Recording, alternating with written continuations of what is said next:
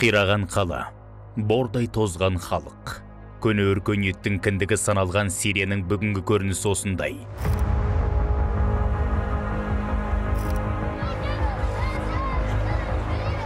Экстремистік идеологияға арбалған тобыр мәдени жәдігерлерді талқандап тастады.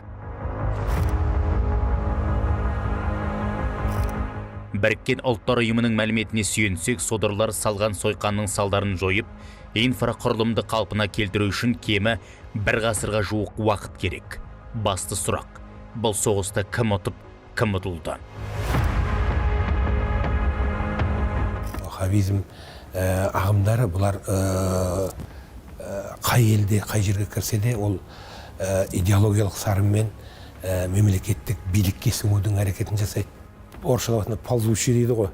Мынау бауырымен жорғалап жан-жаққа тарап жатқан қазақ үшін, қазақтың салт санасында, қазақтың дәстүріне сондай бір залалын тигізетін сұрқия.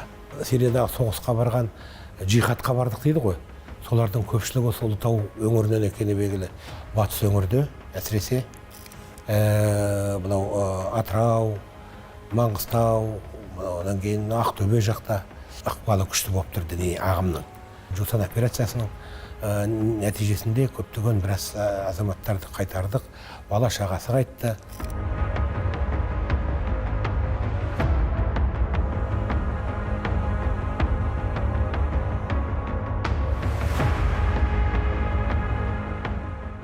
Мен Сирияға барған кезде, Сирияның көп пайызы оқу жазу білмейді.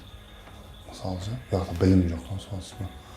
Олар 98 жылдан бері соғыс көріп отыр. Ой ақша, білім жоқ. Бұл орта ағым бұзылған.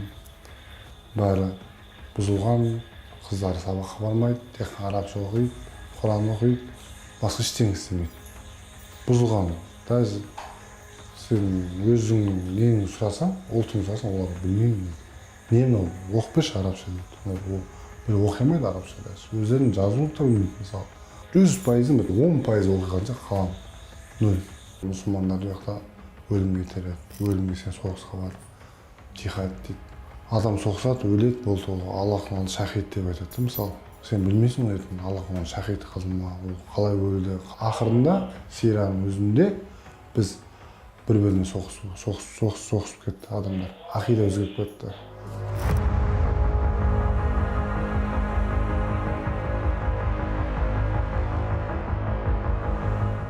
Салафизм деген, олар мысалға біз таза сүннет ұстанамыз деп нетеді ғой енді, ұрандайды.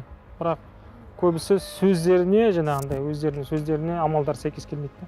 Батыс жақтар мысалға деймін де, жалпы айтсақ. Соны қалай өзінің бір мақсаты ретінде қолданады ғой.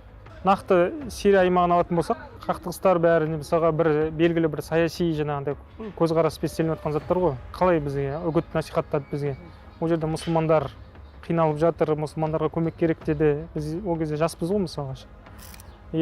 Сол жаңағындай ұранға алданып қалып, біз барып көмекке деп бардық. Бірақ ол жаққа соғыс отқан тараптардың екі жағы да мұсылмандар. Белгілі бір күштер жаңағы мұнайға қол жеткізу үшін жаңағы бір-біріне айдап салып жатыр. Жаңағына әйгілі державалардың жаңағындай нелері бар, интерестері бар ол жерлерде. Өзім көрген нәрсем, өзіме қатты жақпайтын нәрсе, адамның денесінің үстінен өлген мәйіттің үстінен көп адам күледі, келіп теуіп кететін. Мысалы мен өзім бірақ жақтырмаймын ол нәрсені. Сол кезде мен өзім көрген кезде кетіп қалатынмын да ол нәрселерден. Өйткені мәйіттің өлген адам болды, өлді. Өлген адамның денесін қорлаудың керегі жоқ. Мәйітті қойып, іліп қойып, ол не керек оны? Өлген адам өлгі, оны көміп тастау керек, оны еш мақтанып жатсың, кімге көрсетіп жатқан жерде оны өлгенін. Политика ғой ол жерде, как саясат ретінде сен уже, как ол жерде несінде сен жертвасың ғой, құрбан боласың, сол жерде болып жатқан саясаттың, оны кім құрып жатқанын да ешкім білмейді, оның hakkında. Әркім әртүрлі айтады.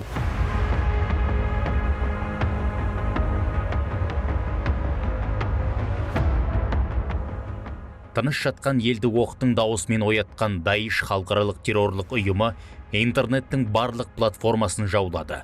Зұлымдықтарын насихаттайтын материалдарын 20 тілде дайындады. Тілінен утамған псевдоуағызшылары ғаламтор арқылы ғаламға радикалды идеологияларын тынбай таратты. Сол заһарды әлі де шашып отыр. бірінші адам ағама, үлкен ағама сол интернеттен түсіндірген ғой осындай деп. Бір адамға себепші болып, и ол адам арқылы біз бір отбасы кетіп қалды ол жерде. Ар жақта интернетте көрген нәрсе екеуі вообще совпадать етпейтін адамдар да, екеуі ұқсамайды. Дезинформациялар өте көп та, адамдарға өтірік жалған нәрсе айтады ше. И кезінде де бізге де ескертілген ютубтарында қанша осындай нәрселер көрдік. Бірақ оның бәрін түсінген жоқпыз да, кейін түсіндік та, кезінде осы нәрселер барлығы негізі соның бәрі кезінде ескертілген екен ғой, біз өзіміз просто мән бермеген екенбіз ғой деп ше.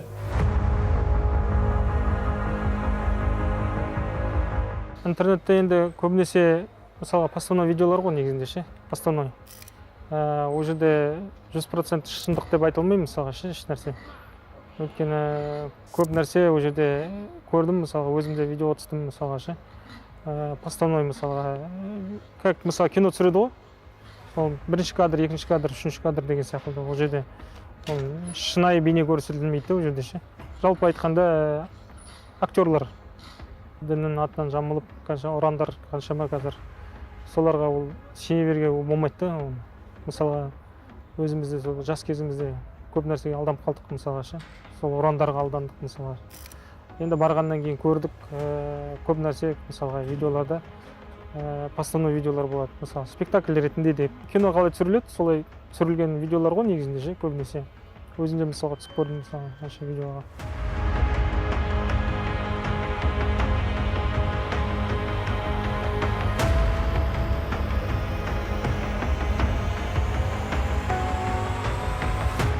Салафизм идеологиясы такфир дейді ғой, мысалы бір-бірлерімен даже сөйлеспейді адамдар. Шам жері деген полигон сияқты болды. Үлкен державалардың арасында бір-бірлерінің нелерін, күштерін көрсетті ғой. Бүкіл қару-жарақтарын көрсетті сол жақта. Біз как не болып қалдық да. Подопытный кролик. Адам есептемеді ғой. Блокада болды ғой. Блокада болған кезде сол жаңағы арабтар основном олардың жағдайлары жақсы болды. Оларға кіріп атты барлығы. Біз сияқты келген иностранецтер ғой көбінесе. Жаңағыда қазақтар, русскоязычный нелер аштықта болды, блокадада болды, бомбежканың астында да қалды қаншама. Олар семьяларын барлығын шығарып жүрген мысалы. Ол кезде сол идеология бойынша біз ойладық қой, осындай жаннатқа кіретін қысқа жол осы болады деп.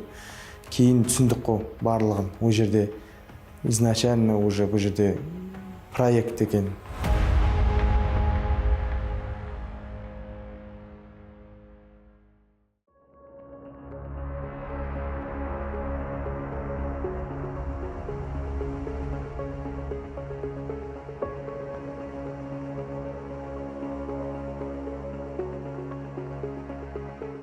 Серияда бәрін неғап кет, бірақ ұяқташы көбінесе қорқып оқиды намазды.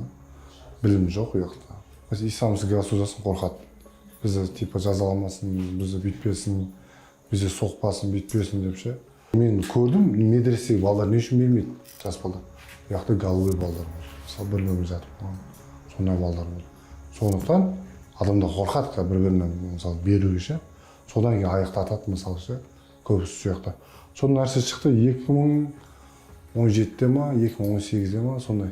2016-2017 сондай уақыттарда сондай именно гей, голубой деген нәрсе, сондай нәрсе шықты. Одан кейін балдар медресе бермей қойды. 9 жасар қыздарды тұрмысқа беріп, бірі көріп қалған, үшеуі жол немен ауру жатыр деп. Ол нәрсе дұрыс емес қой. Қыз кәмелет жасқа толмағанша оны беруге құқық жоқ. Педофил неге жатады да ол ше? Есірткі деген болды, иә. Жаңағындай есірткімен айналысатындар болды, сатылатындар болды. Ағымдарға кіріп кеттім ғой, көп ойланбай. Солардікі дұрыс деп, қасындағы жолдастарым жаңағы сол уақыттары білмеймін әйтеуір барлығымыз сол жаңағы Саудия, Меккенің нелер ғалымдары солардікі дұрыс, солардікі деп ден таза дін деп солардікі деп ойладық қой өз басымыз. Содан өз көзімізге жетті де, ешқандай ондай не нәрсе емес. Каждый өзінің нәрсесінің интерестеріне қарай сөйлейді. Осы идеология ғой, единственный идеология. Осы идеология болмаса мен бармайтын едім ғой осы жаққа. Салафи деп айтады. Такфиризм, салафи дейді кейбіреулер. Сол идеологияны вообще дін сол жолды дұрыс деп ойлағаным сол менің қателігім да. Ең басты қателігім. Осы ең басты қателігім. Осының барлығының зардабы қазір осы ата-анам бәрі өзіме тиіп жатыр да қазір.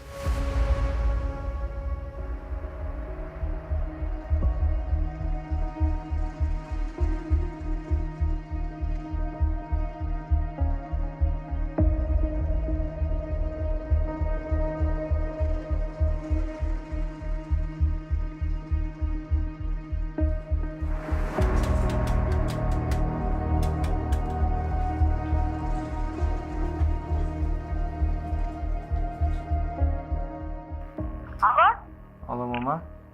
Ау, жаным. Қалыңыз қалай? Жақсы, өзің қалайсың бұта? Жақсы, аман. Не істеп жатсыз? Папа қалай? Сәлем айтпасың. Ей, жаным сол. Алло, папа? Жақош, қал қалай бұты? Жақсы, өздеріңіз қалайсыз? Алла бет шүкір. Әке, Ау, мына жақта уақыт болып жатыр дейді, сол сіздерді сағындым, уайымдамаңыздар, кешіріңіздер. ештеңе уайымдама, Құдай қаласа барамыз ғой. Иә, Ана Ілияс сені папа деп жүр, сөйлеп жүр. Аман бол бұты. иә, өздеріңіз Уайымдама, аман. ештеңе уайымдама, өз-өзіне қара. Аха, сау болыңыздар. Жақсы, Аман бол. аман бол бұты.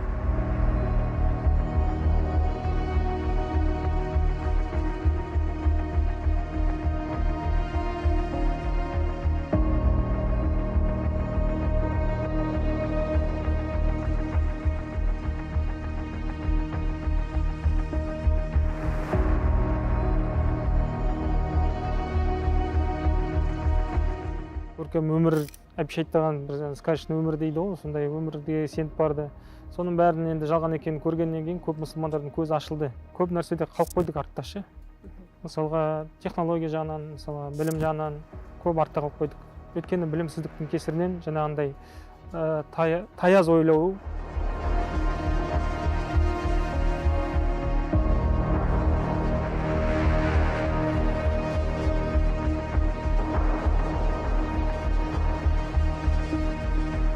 халифат құрамыз деген нәрселер болады, олар халифат емес те, ислам діні басқа нәрселер алып келе жатыр да, адамдар вообще айуангершілік көп өтіп кетті ғой ол жерде.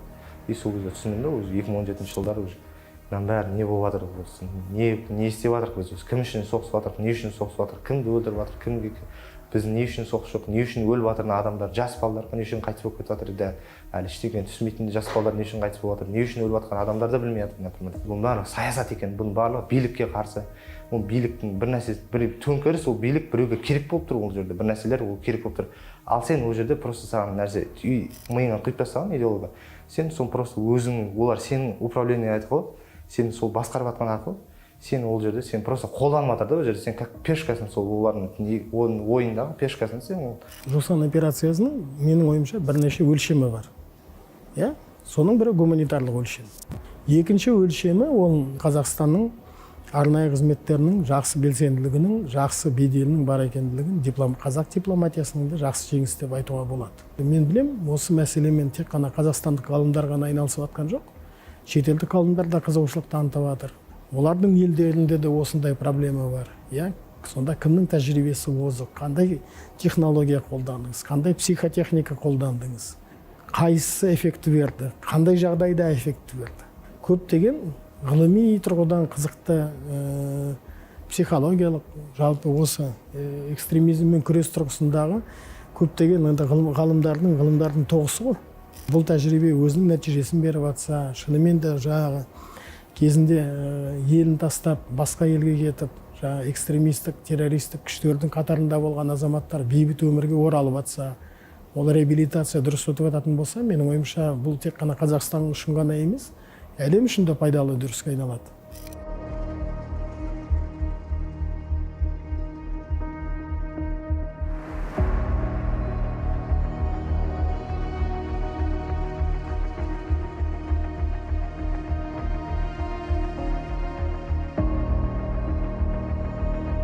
Мен сия барып көргенім, өз басым, соғыстан қараған білім алып, осы жерде ортада Қазақстанда отбасын қорғап, елін қорғап, бәрі білім алу керек адамдар. Білім алмай, олардың жетілу қиын болады ғой, сонысы бар.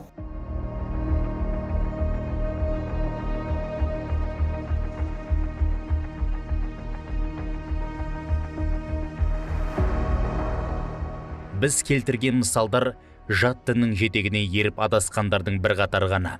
Олар өз қателіктерін кеш түсінді, бірақ қазақ ештен кеш жақсы дейді. Бұдан шығатын қорытынды тек өз жеріңе, отаныңа қауіп төнгенде ғана жаныңды беріп, қолыңа қару алуға тиіссің. Ал өзге жердегі түсініксіз соғысқа араласу және оны дінмен бүркемелеу, осылайша террорлық отты маздатқандардың қолындағы көсеу болу адасушылық. Бұл оқиғалар әркімге ой салуға тиіс.